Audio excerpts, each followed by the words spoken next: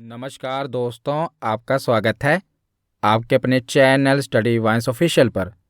तो आज की इस वीडियो में हम केमिस्ट्री का सेकंड टॉपिक तत्व, यौगिक और मिश्रण के बारे में पढ़ेंगे। तो इसमें हम देखेंगे कि आखिर तत्व किसे कहते हैं, यौगिक किसे कहते हैं और मिश्रण किसे कहते हैं। और इसी के साथ हम विलयन, विलय और विलायक के बारे में भी पढ़ेंगे। यहाँ से भी आपकी परीक्षा में कई सारे प्रश्न बनते हैं। तो पहले हम पूरे टॉपिक को अच्छे से समझेंगे और लास्ट में प्रीवियस ईयर क्वेश्चन भी कवर करेंगे। तो चलिए बिना देरी किए हुए वीडियो को शुरू करते हैं। तो चलिए वीडियो की शुरुआत करते हैं। तो पिछली वीडियो में हम पदार्थ का वर्गीकरण पढ़ रहे थे, यानी कि क्लासिफिकेशन ऑफ मैटर के बारे में पढ़ रहे थे, जिसमें मैंने आपको बताया था कि पदार्थ का वर्गीकरण दो आधार पर किया गया है। पहला है भौतिक आधार, दूसरा है रासायनिक आधार। तो भौतिक आधार पर पदार्थ को कितने भागों में बांटा गया है? तो भौतिक आधार पर पदार्थ को 3 भागों में बांटा गया है, ठोस, द्रव और गैस। इसके बारे में हम पिछली वीडियो में पढ़ चुके हैं। केमिस्ट्री की प्लेलिस्ट में आपको ये वीडियो मिल जाएगी। दूसरा आधार है रासायनिक आधार। तो रासायनिक आधार पर भी पदार्थ को 3 भागों में बांटा गया है, तत्व जिसे हम एलिमेंट कहते हैं, यौगिक यानी कि कंपाउंड, और मिश्रण जिसे मिक्सचर कहा जाता है। तो रासायनिक आधार पर भी कितने भागों में बांटा गया है? 3 भागों में बांटा गया है। अगर मैं इसे और इलेबोरेट करूं तो रासायनिक आधार पर देखा जाए तो जो तत्व है और यौगिक है इसे शुद्ध पदार्थ कहा जाता है, और जो मिश्रण है इसे अशुद्ध पदार्थ कहा जाता है। तो ये भी याद रखिएगा कि जो तत्व है यानी एलिमेंट है और कंपाउंड है ये शुद्ध पदार्थ है, और जो मिश्रण है नाम से ही क्लियर है मिक्सचर, तो जो मिक्सचर है ये अशुद्ध पदार्थ है। तो एक एक करके हम अब तत्व, यौगिक और मिश्रण के बारे में पढ़ते हैं। तो सबसे पहले है तत्व यानी कि एलिमेंट। तो तत्व किसे कहते हैं? तो तत्व वे शुद्ध पदार्थ हैं जो एक ही प्रकार के परमाणुओं से निर्मित होते हैं, यानी कि एक ही प्रकार के एटम से बने होते हैं। उदाहरण के रूप में ऑक्सीजन, सोना, चांदी और लोहा, ये किसके उदाहरण हैं? तो ये तत्व के उदाहरण हैं। तो वर्तमान समय तक वैज्ञानिकों ने कितने तत्वों की खोज की है? तो कुल 118 तत्वों की खोज की है। तो आपने पीरियोडिक टेबल पढ़ा होगा, अगर नहीं भी पढ़ा तो हम इसके बारे में पढ़ेंगे। तो पीरियोडिक टेबल में क्या है? तो पीरियोडिक टेबल में जो आप देखते हैं ये सारे एलिमेंट्स हैं, यानी कि ये सभी तत्व हैं। और इन तत्वों की संख्या कितनी है? तो कुल 118 तत्व अभी तक खोजे जा चुके हैं। तो जो भी पीरियोडिक टेबल में आप देखते हैं ये सभी क्या हैं? ये सभी तत्व हैं। तो आगे वीडियो के खत्म होने तक आप इजीली पहचान जाएंगे कि तत्व कौन सा है, यौगिक कौन सा है और मिश्रण कौन सा है। तो तत्व में क्या होगा कि एक ही प्रकार के परमाणुओं से ये बना होगा। जैसे ऑक्सीजन का सिंबल क्या है? O। सोने का सिंबल क्या है? Au। तो सिंबल क्या होता है? तो पीरियोडिक टेबल में आप देखते हैं ना कि जो भी एलिमेंट्स हैं इनके सिंबल दिए होते हैं। तो ये सिंबल कहाँ से लिए गए हैं? तो लैटिन भाषा से ये सिंबल लिए गए हैं।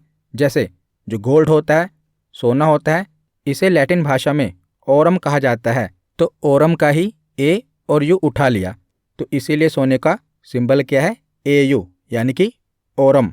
तो Au सोने को ही कहते हैं।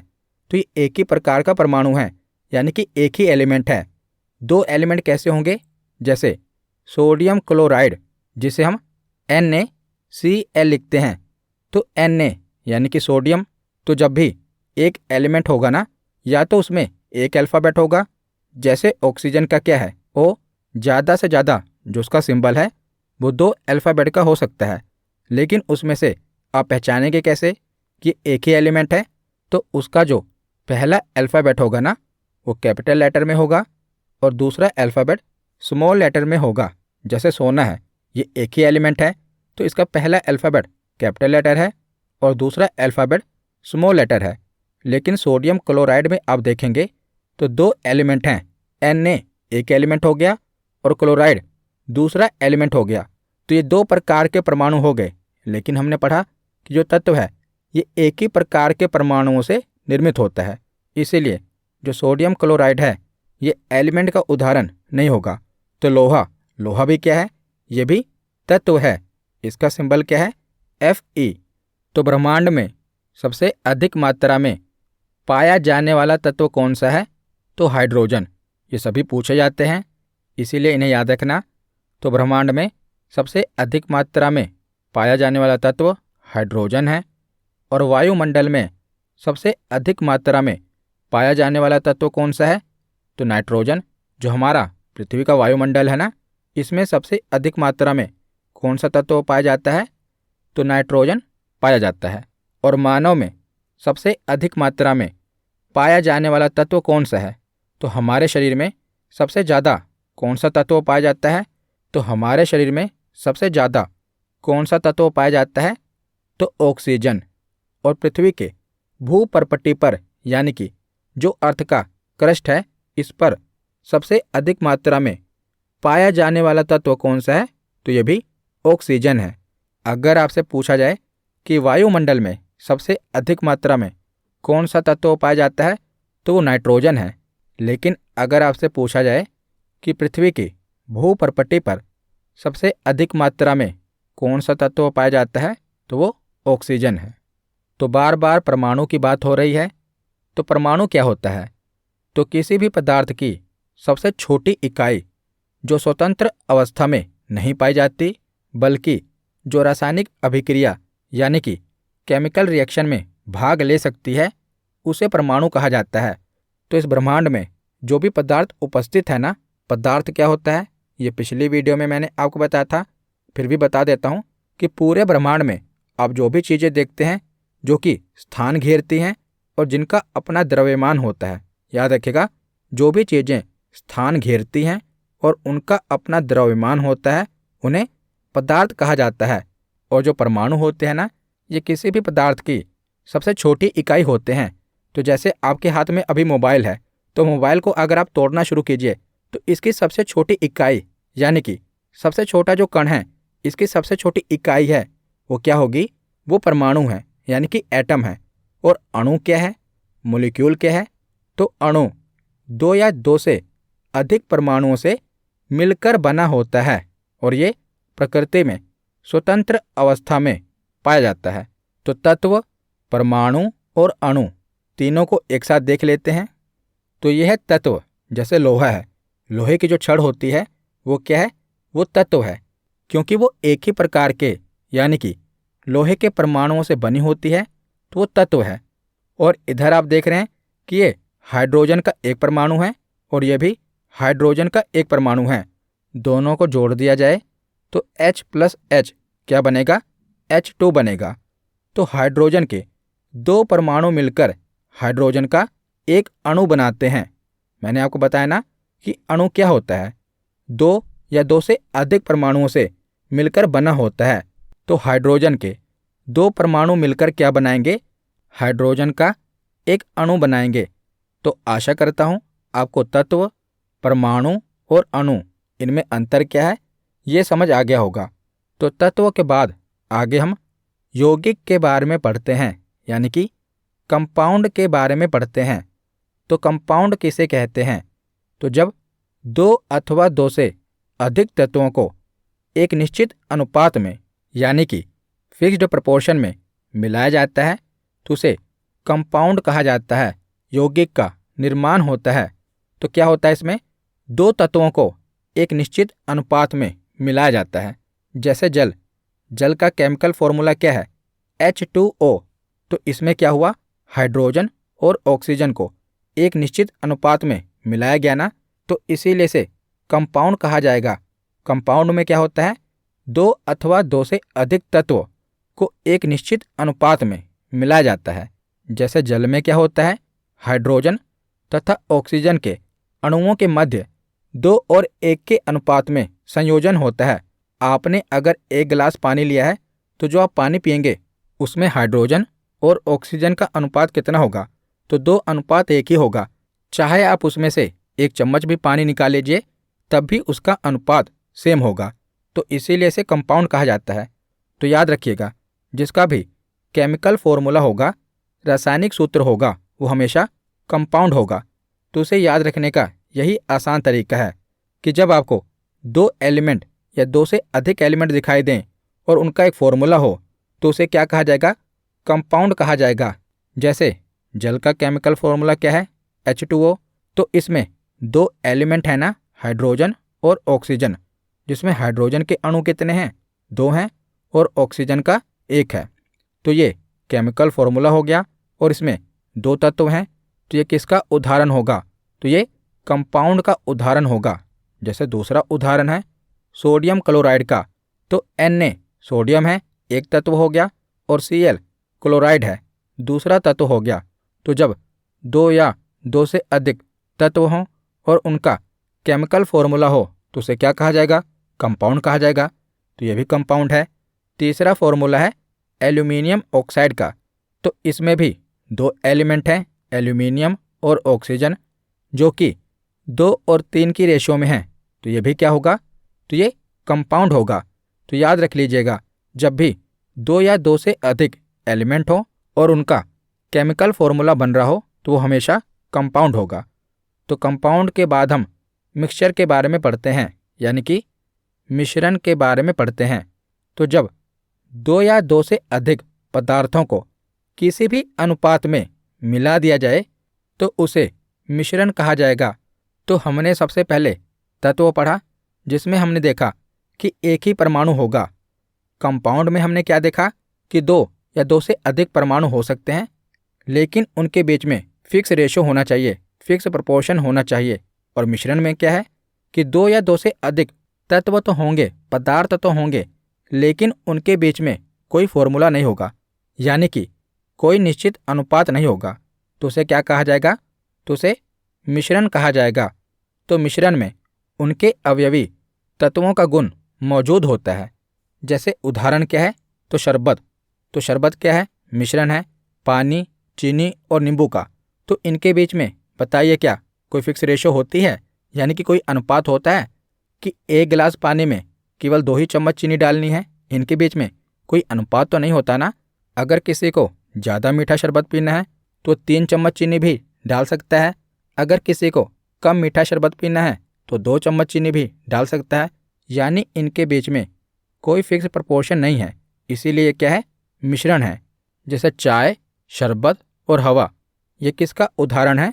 तो ये मिश्रण का उदाहरण है। अब हम मिश्रण के प्रकार देख लेते हैं। तो मिश्रण द्रवों, ठोस और गैसों के आपस में मिलाने की क्रिया तथा इस प्रकार उत्पन्न पदार्थों को कहते हैं। तो मिश्रण को भी मुख्य रूप से 2 भागों में बांटा गया है। तो मिश्रण कितने प्रकार के होते हैं? 2 प्रकार के होते हैं। पहला प्रकार है समांगी मिश्रण, जिसे होमोजीनियस मिक्सचर कहा जाता है। दूसरा प्रकार है विषमांगी मिश्रण, जिसे हेट्रोजीनियस मिक्सचर कहा जाता है। तो सबसे पहले समांगी मिश्रण के बारे में पढ़ते हैं कि आखिर समांगी मिश्रण क्या होता है।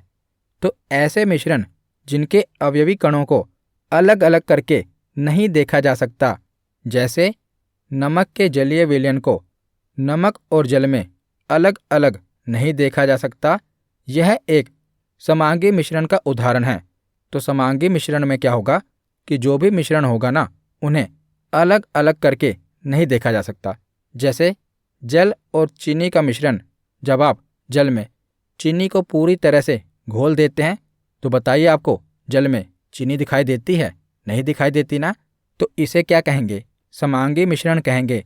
जिनके अवयवी कणों को अलग अलग नहीं देखा जा सकता, उसे समांगी मिश्रण कहा जाता है। जैसे जल एवं चीनी का मिश्रण, जल एवं नमक का मिश्रण। जल में जब आप नमक को पूरी तरह से घोल देते हैं तो नमक भी दिखाई नहीं देता। तो जल एवं नमक का मिश्रण, अल्कोहल तथा जल का मिश्रण, और जो मिश्र धातुएं होती हैं ना, वो भी समांगी मिश्रण के ही उदाहरण हैं। जैसे जो पीतल होता है, ये तांबा और जिंक से मिलकर बना होता है। तो जब पीतल बन जाता है तो क्या आपको उसमें से तांबा और जिंक अलग अलग दिखाई देते हैं? नहीं दिखाई देते ना। तो जो मिश्र धातुएं होती हैं, ये किस में आती हैं? ये समांगी मिश्रण का उदाहरण है।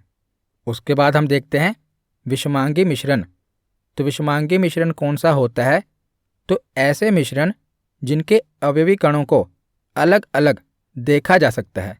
जैसे पानी के ऊपर तेल डालने पर, हिलाने पर भी तेल जो होता है वो पूरी तरह से पानी में नहीं मिलता, बल्कि जो तेल होता है ये पानी के ऊपर ही रह जाता है और पानी के नीचे नहीं बैठ पाता। तो पानी और तेल को अलग अलग कर सकते हैं। तो इसे कौन सा मिश्रण कहेंगे?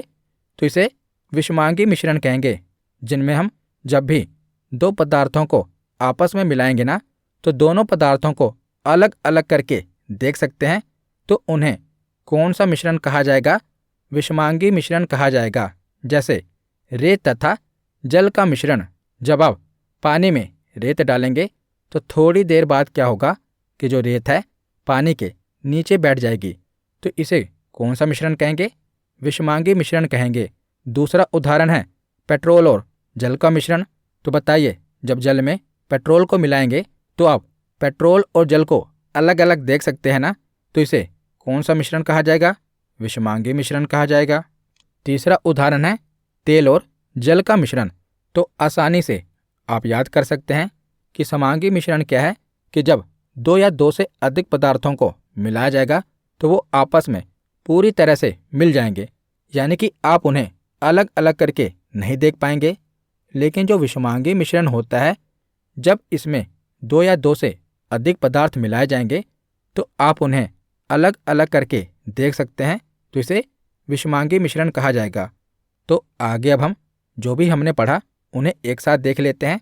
तत्व, यौगिक और मिश्रण। तो कैसे पता चलेगा कि वो तत्व है?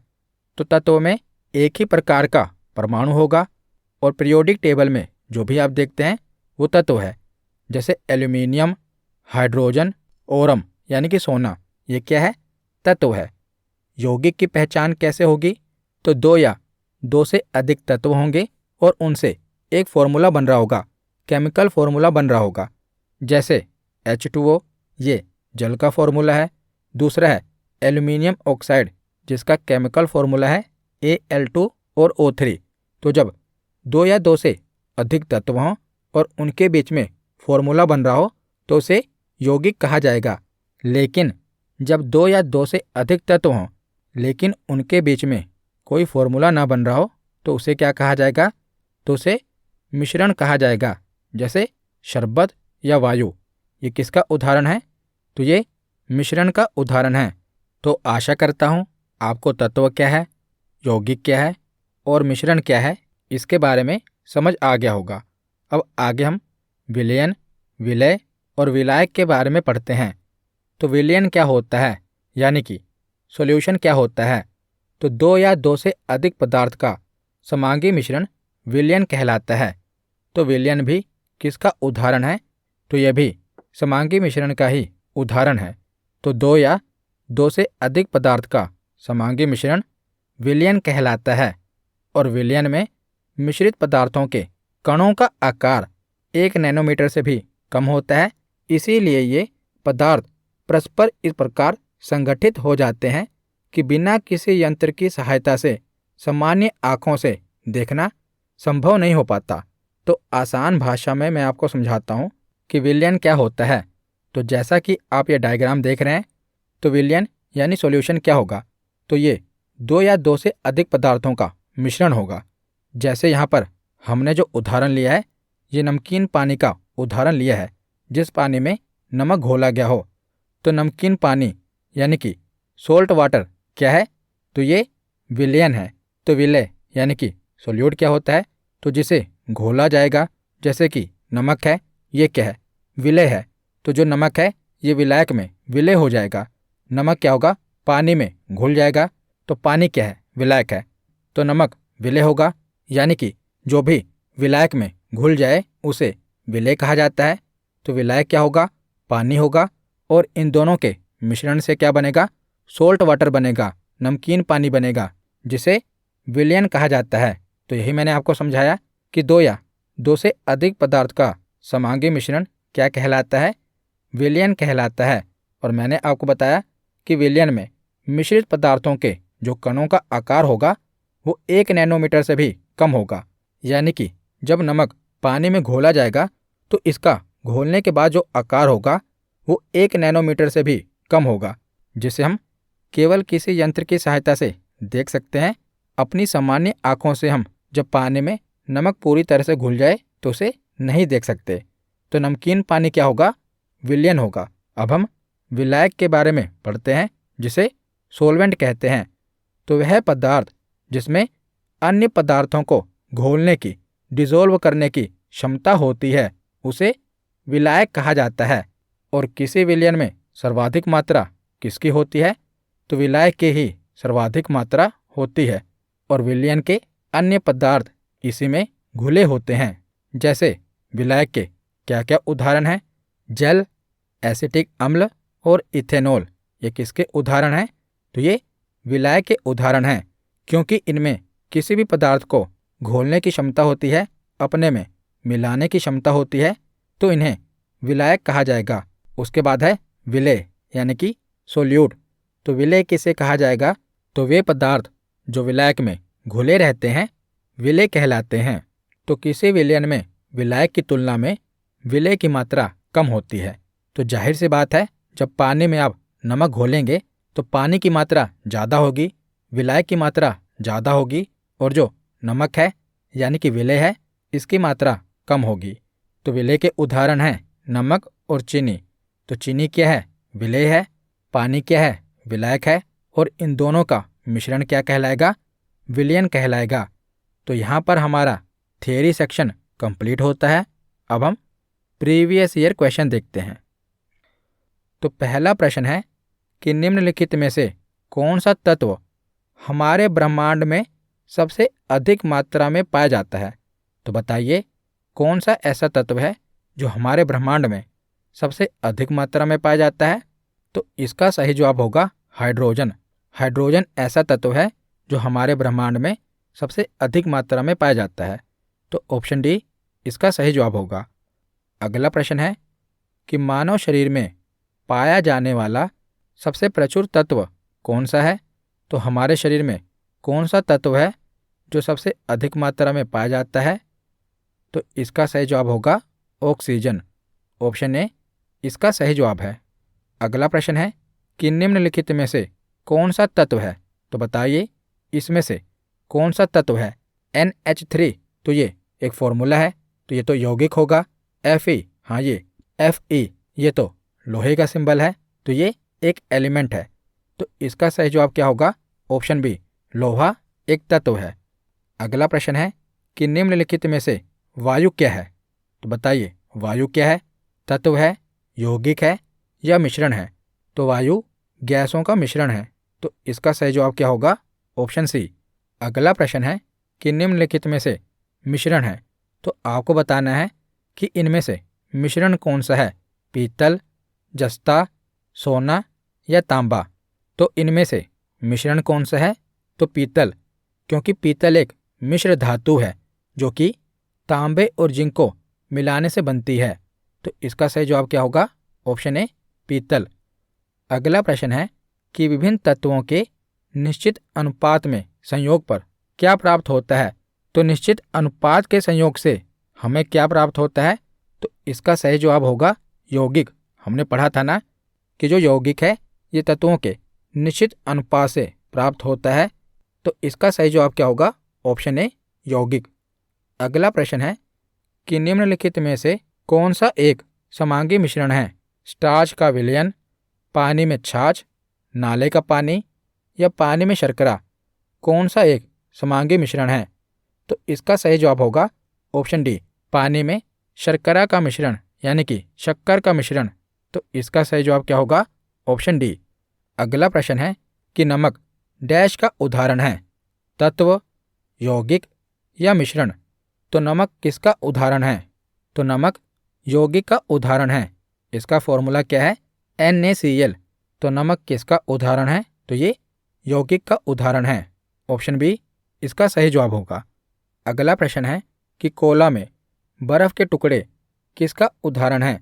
विषमांगी मिश्रण, समांगी मिश्रण, घटकों का मिश्रण या इनमें से कोई नहीं। तो कोला में जो बर्फ़ के टुकड़े हैं ये जब तक पिघलेंगे नहीं किसका उदाहरण होंगे? विषमांगी मिश्रण का उदाहरण होंगे। लेकिन कोला में जल का मिश्रण किसका उदाहरण है? समांगी मिश्रण का उदाहरण है। लेकिन यहाँ पूछा गया है कि कोला में बर्फ़ के टुकड़े का मिश्रण किसका उदाहरण होगा। क्योंकि हमें कोला और बर्फ़ दोनों अलग अलग दिखाई दे रहे हैं तो किसका उदाहरण होगा? तो ये विषमांगी मिश्रण का उदाहरण होगा। ऑप्शन ए इसका सही जवाब है। अगला प्रश्न है कि निम्नलिखित में से कौन सा एक समांगी मिश्रण है?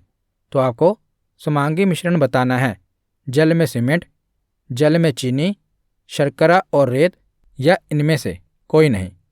तो जल में चीनी ये किसका उदाहरण होगा? ये समांगी मिश्रण का उदाहरण होगा। तो ऑप्शन बी इसका सही जवाब है। अगला प्रश्न है कि जल और नमक के घोल में विलय कौन सा है? तो आपको ये बताना है कि इनमें से विलय कौन सा है, जल या नमक। तो इनमें से नमक क्या होगा? तो नमक विलय होगा। तो इसका सही जवाब होगा ऑप्शन बी। तो आज का आखिरी प्रश्न है कि निम्नलिखित में से इथेनॉल क्या है? विलयन है, विलय है या विलायक है? तो आपको बताना है इथेनॉल क्या है। तो इसका सही जवाब क्या होगा? तो जो इथेनॉल है ये विलायक है। तो ऑप्शन सी इसका सही जवाब होगा। तो आज की वीडियो यहीं पर ख़त्म होती है।